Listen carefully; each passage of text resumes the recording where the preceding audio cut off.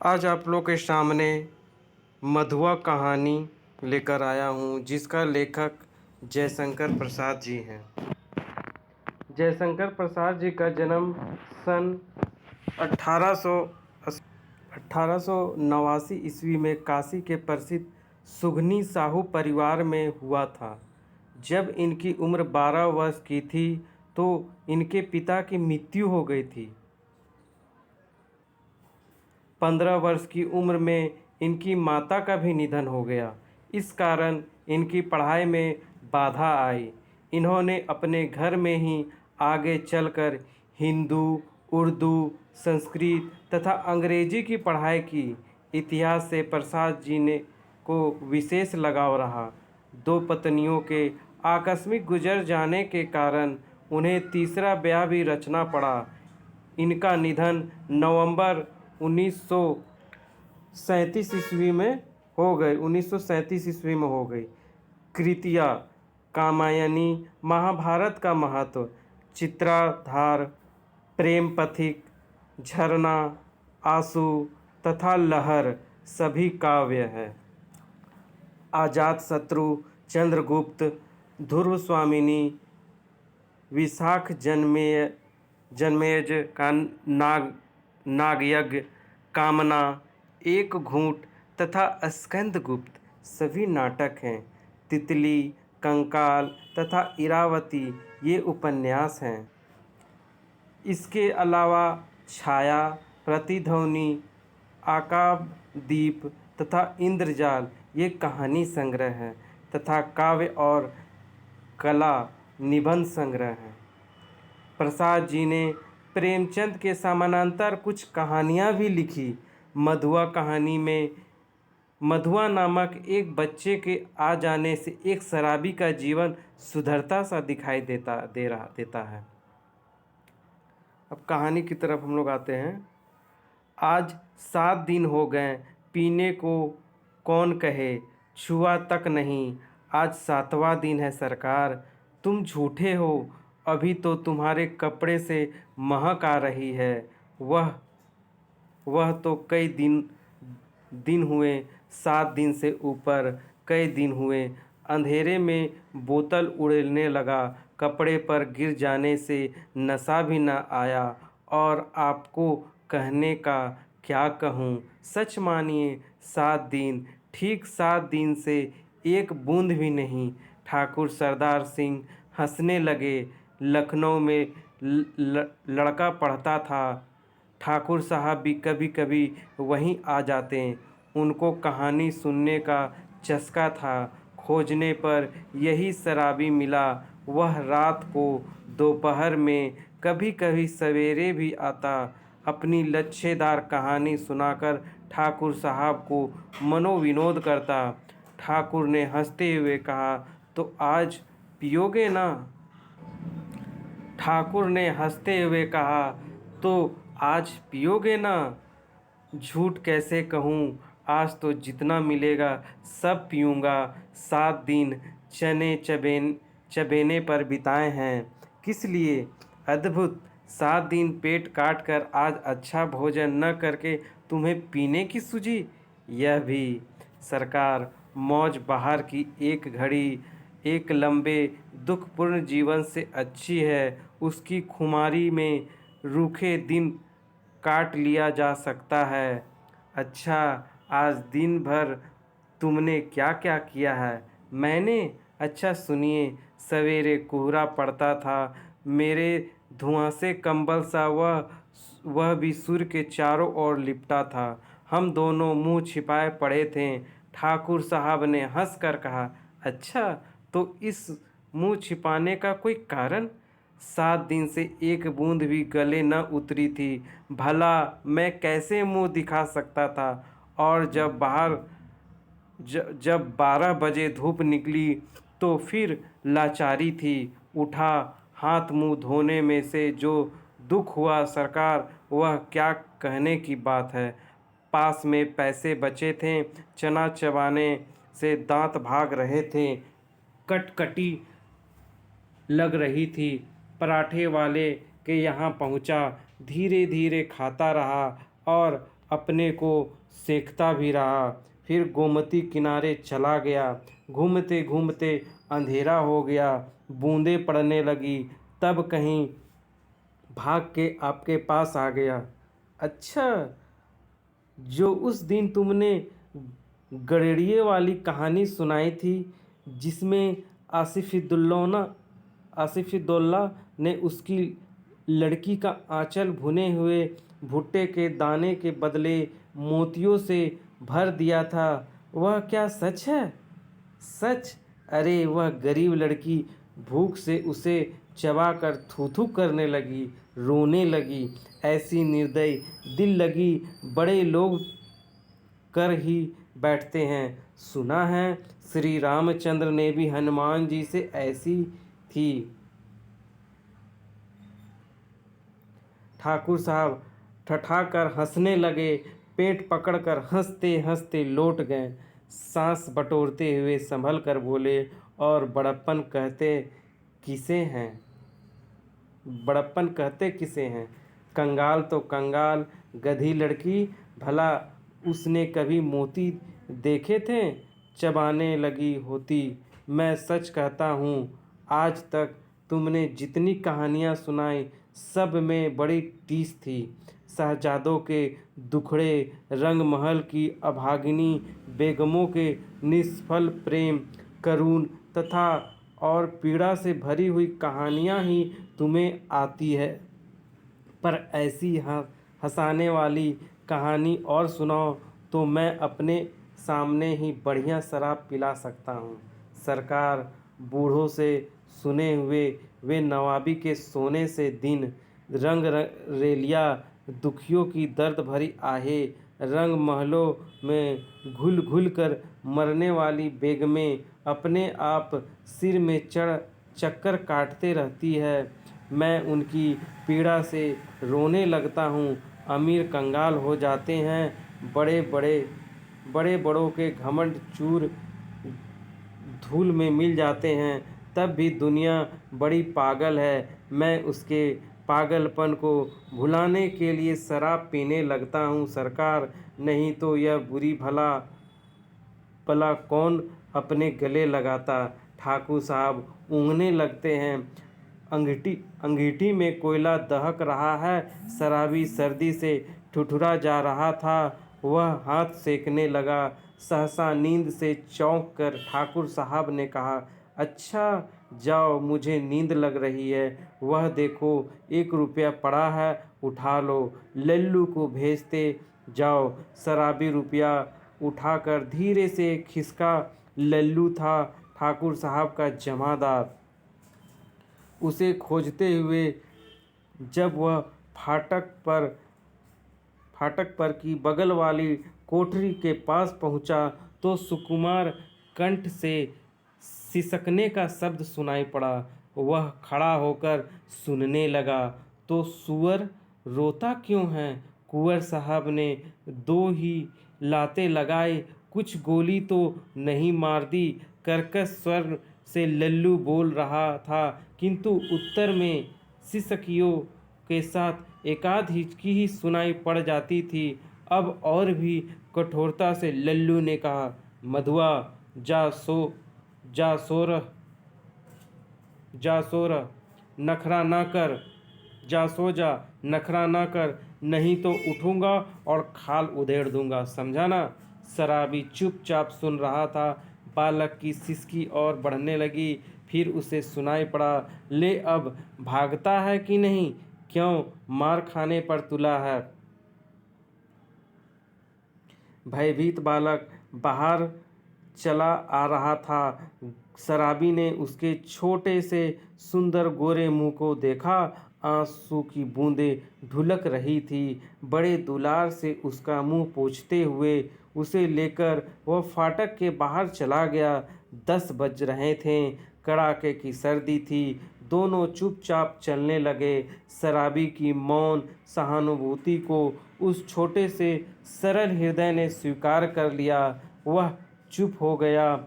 अभी वह एक तंग गली पर रुका ही था कि बालक के फिर से सिसकने की उसे आहट लगी। वह झिड़कर बोल उठा, अब क्या रोता है रे छोकरे? मैंने दिन भर से कुछ खाया नहीं। कुछ खाया नहीं? इतने बड़े अमीर के यहाँ रहता है और दिन भर तुझे कुछ खाने को नहीं मिला? यही कहते तो मैं गया था जमादार के पास। मार तो रोज ही खाता हूँ, आज तो खाना ही नहीं मिला। कुंवर साहब का ओवरकोट लिए खेल में दिन भर साथ रहा। 7 बजे लौटा तो और भी 9 बजे तक कुछ काम करना पड़ा। आटा रख नहीं सका था, रोटी बनती तो कैसे? जमादार से कहने लगा था। भूख की बात कहते कहते बालक के ऊपर उसकी दीनता और भूख ने एक साथ ही जैसे आक्रमण कर दिया। वह फिर हिचकियाँ लेने लगा। शराबी उसका हाथ पकड़कर घसीटता हुआ गली में ले चला। एक गंदे कोठरी का दरवाज़ा ढकेलकर बालक को लिए हुए वह भीतर पहुंचा। टटोलते हुए सलाई से मिट्टी की ढेबरी जलाकर फटे कंबल के नीचे से कुछ खोजने लगा। एक पराठे का टुकड़ा मिला। शराबी उसे बालक के हाथ में देकर बोला, तब तक तू इसे चबा, मैं तेरा गड्ढा भरने के लिए कुछ और ले आऊं। सुनता है रे छोकरे? रोना मत, रोएगा तो खूब पिटूंगा। मुझे रोने से बड़ा बैर है। पाजी कहीं का, मुझे भी रुलाने का। शराबी गली के बाहर भागा। उसके हाथ में 1 रुपया था। बाहर आने का एक देसी आधा और 2 आने की चाय। देसी आधा और 2 आने की चाय। 2 आने की पकौड़ी। नहीं नहीं, आलू टमाटर। अच्छा न सही 4 आने का मांस ही ले लूँगा। पर यह छोकरा, इसका गड्ढा जो भरना है, मीन्स पेट भरना है, यह कितना खाएगा और क्या खाएगा? ओह, आज तक तो कभी मैंने दूसरों के खाने का सोच विचार किया ही नहीं। तो क्या ले चलूं? पहले एक आधा तो ले लूं। इतना सोचते सोचते उसकी आंखों पर बिजली के प्रकाश की झलक पड़ी। उसने अपने को मिठाई की दुकान पर खड़ा पाया। वह शराब का आधा लेना भूलकर मिठाई पूरी खरीदने लगा। नमकीन लेना भी न भूला। पूरा 1 रुपया का सामान लेकर वह दुकान से हटा। जल्द पहुंचने के लिए एक तरह से दौड़ने लगा। अपनी कोठरी में पहुंचकर उसने दोनों की पांत बालक के सामने सजा दी। उसकी सुगंध से बालक के गले में एक तरावट पहुंची। वह मुस्कुराने लगा।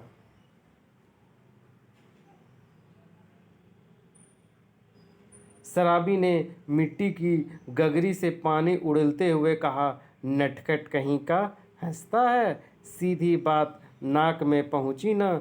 ले खूब ठूंस कर खा ले। और फिर रोया कि पिटा। दोनों ने बहुत दिन भर मिलने वाली 2 मित्र की तरह साथ बैठकर भर पेट खाया। सीली जगह में सोते हुए बालक ने शराबी का पुराना बड़ा कोट ओढ़ लिया था। जब उसे नींद आ गई तो शराबी भी कंबल तान कर बड़बड़ाने लगा। सोचा था आज 7 दिन भर पेट पीकर सोऊंगा, लेकिन यह छोटा सा सोना पाजी न जाने कहाँ से आ धमका। एक चिंतापूर्ण आलोक में आज पहले पहल शराबी ने आँख खोलकर कोठरी में बिखरी हुई दारिद्र्य की विभूति को देखा और देखा उस घुटनों में टुड्डी लगाए हुए निरीह बालक को। उसने तिल मिलाकर मन ही मन प्रसन्न किया। किसने ऐसे सुकुमार फूल को कष्ट देने के लिए निर्दयता से सृष्टि की? आहरी नियत, तब इसको लेकर मुझे घर बारी बनना पड़ेगा क्या? दुर्भाग्य जिसे मैंने कभी सोचा भी न था। तेरी इतनी माया ममता जिस पर आज तक केवल बोतल का ही पूरा अधिकार था, इसका पक्ष क्यों लेने लगी? इस छोटे से पाजी ने मेरे जीवन के लिए कौन सा इंद्रजाल रचने का बेड़ा उठाया है? तब क्या करूं? कोई काम करूं? कैसे दोनों का पेट चलेगा? नहीं, भगा दूंगा इसे। आंख तो खोले। बालक अंगड़ाई ले रहा था। वह उठ बैठा। शराबी ने कहा, ले उठ, कुछ खा ले, अभी रात का बचा हुआ है, और अपनी राह देख। तेरा नाम क्या है रे? बालक ने सहज हंस कर कहा, मधुआ। भला हाथ मुंह भी न धोऊं, खाने लगूं, और जाऊंगा कहाँ? आह, कहाँ बताऊं इसे कि चला जाए, कह दूं कि भाड़ में जा। किंतु वह आज तक दुख की भट्टी में जलता ही तो रहा है। तो वह चुपचाप घर से झल्ला कर सोचता हुआ निकला, ले पाजी, अब यहाँ लौटूंगा ही नहीं, तू ही इस कोठरी में रह। शराबी घर से निकलता। गोमती किनारे पहुँचने पर उसे स्मरण हुआ कि वह कितनी ही बातें सोचता आ रहा था, पर कुछ भी सोच न सका। हाथ मुंह धोने में लगा। उजली धूप निकल आई थी। वह चुपचाप गोमती की धारा को देख रहा था। धूप की गर्मी में सुखी होकर वह चिंता भुलाने का प्रयत्न कर रहा था कि किसी ने पुकारा, भले आदमी रहे कहाँ, सालों पर दिखाई पड़े। तुमको खोजते खोजते मैं थक गया। शराबी ने चौंक कर देखा। वह कोई जान पहचान का तो मालूम होता था, पर कौन है यह ठीक ठीक न जान सका। उसने फिर कहा, तुम्ही से कह रहे हैं, सुनते हो? उठा ले जाओ अपनी शान धरने की कल, नहीं तो सड़क पर फेंक दूंगा। एक ही तो कोठरी जिसका मैं 2 रुपए किराया देता हूँ, उसमें क्या मुझे अपना कुछ रखने के लिए नहीं है? ओह, ओहो, राम जी, तुम हो भाई? मैं भूल गया था। तो चलो आज ही उसे उठा लाता हूँ। कहते हैं शराबी ने सोचा, अच्छी रही, उसी को बेचकर कुछ दिनों तक काम चलेगा। गोमती नहाकर राम जी उसका साथी पास ही अपने घर पर पहुंचा। शराबी को कल ही उस कल कल देते हुए उसने कहा, ले जाओ, किसी तरह मेरा इससे पिंड छूटे। बहुत दिनों पर आज उसको कल ढोना पड़ा। किसी तरह उसकी कोठरी में पहुंचकर उसने देखा कि बालक बैठा है। बड़बड़ाते हुए उससे पूछा, क्या रे, तूने कुछ खा लिया कि नहीं? भर पेट खा चुका हूँ, और वह देखो तुम्हारे लिए भी रख दिया है, कहकर उसने अपनी स्वाभाविक मधुर हंसी से उस रूखी कोठरी को तर कर दिया। शराबी एक क्षण चुप रहा, फिर चुपचाप जलपान करने लगा। मन ही मन सोच रहा था, यह भाग्य का संकेत नहीं तो और क्या है। चलूँ फिर लेकर शान देने का काम चलता हूँ। दोनों का पेट भरेगा। वहीं पुराना चरखा फिर सिर पड़ा। नहीं तो 2 बातें किस्सा कहानी इधर उधर की कहकर अपना काम चला ही लेता था। पर अब तो बिना कुछ किए घर नहीं चलेगा ना। जल पीकर बोला, क्यों रे मधुआ, अब तू कहाँ जाएगा? कहीं नहीं। यह लो तो फिर क्या यहाँ यह लो तो फिर क्या यहाँ जमा गड़ी है कि मैं खोद खोद कर तुझे मिठाई खिलाता रहूँगा? तब कोई काम करना चाहिए, करेगा जो कहो। अच्छा, तो आज से मेरे साथ साथ घूमना पड़ेगा। यह कल तेरे लिए लाया हूँ। चल, आज से तुझे शान देना सिखाऊंगा। कहाँ इसका कुछ ठीक नहीं। पेड़ के नीचे रात बिता सकेगा ना?